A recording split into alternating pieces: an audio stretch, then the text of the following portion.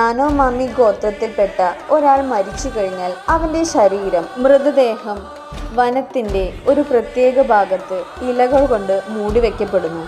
ശേഷം ആ മൃതദേഹം അസ്ഥികൾ മാത്രമാവാനായി 45 ദിവസം ഇവർ കാത്തിരിക്കുന്നു. ഈ 45 ദിവസങ്ങൾക്ക് ശേഷം ഈ അസ്ഥികൾ ഇവർ വാരിയെടുത്ത് പ്രത്യേകം തയ്യാറാക്കപ്പെട്ട ചിതയിലിട്ട് എരിക്കുന്നു. അങ്ങനെ ലഭിക്കുന്ന ചാരം മണിയോക്ക് എന്ന ചെടിയുടെ സൂപ്പിൽ കലർത്തി മരിച്ച വ്യക്തിയുടെ ബന്ധുക്കളും ഗ്രാമവാസികളും ചേർന്ന് കുടിക്കുന്നു. നമ്മുടെ കാഴ്ചപ്പാടിൽ ഈ ഒരു കാര്യം ഭയാനകമായി തോന്നുന്നുവെങ്കിലും യാനോമാമി ജനതയ്ക്ക് ഇത് സ്നേഹത്തിൻ്റെയും ആത്മീയതയുടെയും അടയാളമാണ്. ഇതിന് പിന്നിൽ ഇവരുടെ ചില വിശ്വാസങ്ങളുമുണ്ട്. മരിച്ച വ്യക്തിയുടെ ശരീരം മുഴുവനുമായി ദഹിപ്പിച്ചില്ലെങ്കിൽ ജീവിച്ചിരിക്കുന്നവർക്ക് അത് ദോഷമാണെന്ന് ഇവർ കരുതപ്പെടുന്നുണ്ട്. അതുമാത്രമല്ല, വിട പറഞ്ഞു പോയവരുടെ ശരീരം മണ്ണിൽ അലിഞ്ഞു ചേരാൻ അവർ ആഗ്രഹിക്കുന്നില്ല.